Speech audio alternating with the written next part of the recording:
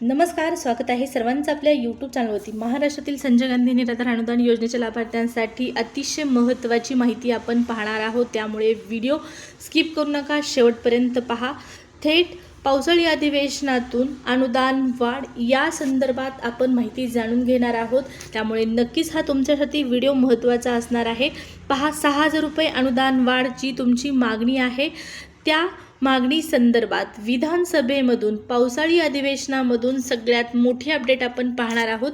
त्यासाठी व्हिडिओला सेकंदही स्किप करायचं नाही, शेवटपर्यंत पाहायचं आहे। सोबतच एक विनंती असणार आहे, तुम्ही जर चॅनलवर पहिल्यांदा आला असाल, पहिल्यांदा व्हिडिओ पाहत असाल तर आपल्या चॅनलला सबस्क्राईब करून ठेवा। या योजनेच्या अशाच महत्त्वपूर्ण अपडेट तुम्हाला वेळेवर मिळत राहतील। चला तर मग सुरुवात करूया। तर या ठिकाणी पहा, 22 तारखेपासून पावसाळी अधिवेशनाला सुरुवात झालेली आहे। महाराष्ट्राच्या विधानसभेचं अधिवेशन सुरू आहे आणि हे अधिवेशन 22 जूनपासून 10 जुलैपर्यंत असणार आहे। आजपर्यंत संजय गांधी निराधार अनुदान योजनेतील प्रत्येक लाभार्थ्यांचं या अनुदानाकडे म्हणजे या अधिवेशनाकडे लक्ष लागून राहिलेलं आहे आणि त्याचं महत्त्वाचं कारण म्हणजे काय आहे तर अनुदान वाढ करण्यात यावी, ही जी मागणी आहे ती मान्य करण्यात यावी। कारण बऱ्याच लाभार्थ्यांनी ही मागणी लावून धरलेली आहे आणि जसं की आपल्याला माहीत असेल, मागच्या अधिवेशनामध्ये सुद्धा ही मागणी लावून धरलेली होती बच्चूभाऊ कडू यांच्या माध्यमातून, आणि याच मागणीला लावून धरल्यामुळे ही मागणी वारंवार गेल्यामुळे 6,000 ऐवजी 1,000 रुपयाचं अनुदान वाढलेलं होतं आणि हे अनुदान फक्त दिव्यांग बांधवांनाच वाढलेलं होतं। परंतु अनुदान वाढलं हा महत्त्वाचा मुद्दा आहे। आता यामध्ये ते अनुदान सरसकट लाभार्थ्यांना मिळायला पाहिजे होतं, परंतु तसंच झालं नाही। पण अधिवेशनादरम्यान ही मोठी न्यूज आलेली होती आणि त्यानुसार अनुदान वाढ लागू झालेली होती। लाभार्थ्यांना सप्टेंबरपासून हप्तासुद्धा जमा झालेला होता। पण आता या ठिकाणी पहा, आजच्या म्हणजेच यावर्षीच्या 2026च्या अधिवेशनामध्ये, पावसाळी अधिवेशनामध्ये संजय गांधी निराधार अनुदान योजनेचं लाभार्थ्यांचं लक्ष लागून राहण्याचं कारण म्हणजे आजपर्यंत या अधिवेशनामध्ये अनुदान वाढी संदर्भात कुठलाच मुद्दा, कुठलीच माहिती किंवा कुठलीच चर्चा होताना आपल्याला दिसली नाही। बच्चूभाऊ कडू किंवा कुणाच्याच माध्यमातून संजय गांधी निराधार अनुदान योजनेतील लाभार्थ्यांना अनुदान वाढ करण्यात यावी ही मागणीसुद्धा किंवा चर्चासुद्धा त्या ठिकाणी झालेली नाही आणि लाभार्थ्यांना वाटत होतं की पहा, ही चर्चा तरी झाली पाहिजे, ही मागणी तरी विधानसभेपर्यंत पोहोचली पाहिजे। तर या ठिकाणी पहा, तुमच्यासाठी सगळ्यात मोठी अपडेट आलेली आहे। जोपर्यंत तुम्ही मागणी करणार नाही, जोपर्यंत ती मागणी सरकारपर्यंत पोहोचणार नाही, तोपर्यंत तुमचं अनुदान 1 रुपयासुद्धा वाढणार नाही, हेही तितकंच खरं आहे। आणि आजची सगळ्यात मोठी अपडेट अशी आहे, अनुदान वाढी संदर्भात पत्र जाहीर करण्यात आलेलं आहे। होय, या ठिकाणी स्क्रीनवरती आता मी तुम्हाला दाखवणार आहे।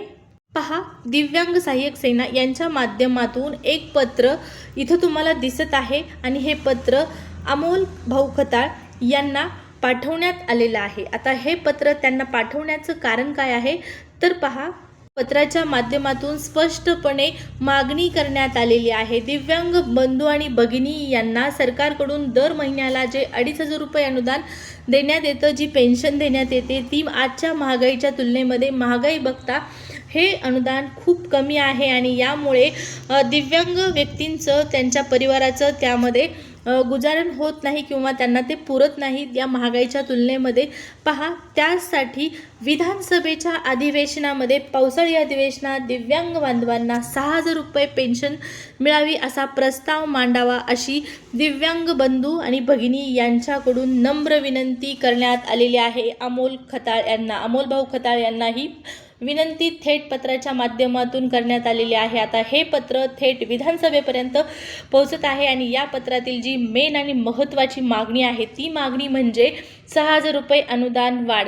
आता पहा, दिव्यांग बंधू भगिनींच्या माध्यमातून म्हणजे दिव्यांग व्यक्तींच्या माध्यमातून ही मागणी त्यांच्यापर्यंत पोहोचविण्याचं, विधानसभेपर्यंत पोहोचविण्याचं काम केलेलं आहे। आता यामध्ये एक महत्त्वाचा मुद्दा आहे, तो म्हणजे हे अनुदान सर्वांना वाढलं पाहिजे। जसे दिव्यांग बांधव मागणी करत आहेत त्याच पद्धतीने इतर लाभार्थी सुद्धा असतील त्यांची मागणी म्हणजेच कुणाची, विधवा महिला भगिनी, वृद्धापकाळ योजनेचे लाभार्थी, श्रावणबाळ योजनेचे लाभार्थी, या सर्वांची मागणी जी आहे ती विधानसभेपर्यंत अधिवेशनामध्ये पोहोचली पाहिजे, त्यावरती चर्चा झाली पाहिजे. त्यानंतर त्यावरती आपल्याला काहीतरी निर्णय पाहण्यास मिळेल. ज्या पद्धतीने मागच्या अधिवेशनामध्ये फुल न फुलाची पाकळी म्हणतात ना, 1000 रुपये वाढलेले होते, त्याच पद्धतीने या अधिवेशनामध्ये जरी समजा 6000 रुपये झाले नाहीत तर 6000 रुपये व्हावेत यासाठी पुरेपूर प्रयत्न करणं गरजेचं आहे. परंतु पहा, जरी समजा झालं नाही 6000 रुपये तरी पण त्या अनुदानामध्ये म्हणजे कोणत्या, आत्ता सध्या तुम्हाला जे अनुदान देण्यात येत आहे त्यामध्ये थोडीफार का होईना पण रक्कम वाढ झाली पाहिजे असं मला वैयक्तिक खूप आतुरतेने वाटतं किंवा तळमळीने वाटतं. या ठिकाणी पहा, तुम्हाला जे अनुदान देण्यात येतं खरंच खूप कमी आहे. यामध्ये दिव्यांग असतील, इतर लाभार्थी असतील, विधवा महिला भगिनी असतील, यांच्या तुलनेमध्ये ते अनुदान तर खूपच कमी आहे. महागाईची तुलना करता 1000 रुपयाच्या पुढं गेलेला आहे गॅस आणि तुम्ही महिन्याला देत आहात 1500 2500 रुपये अनुदान. तेल 200 रुपयापर्यंत गेलेलं आहे. प्रत्येक वस्तूचा भाव हा खूप मोठ्या प्रमाणात वाढलेला आहे आणि त्यामुळे महागाईचा विचार करता महागाईच्या तुलनेमध्ये जे सरकारकडून अनुदान देण्यात येत आहे ते खरंच खूप कमी आहे आणि त्यामुळे नक्कीच हे अनुदान काही का प्रमाणात वाढलं पाहिजे, काही ना काही प्रमाणात तरी वाढलं पाहिजे अशी मागणी या ठिकाणी सरकारपर्यंत गेली पाहिजे. तसं तर 6000 रुपये मागणी लावून धरणं गरजेचं आहे.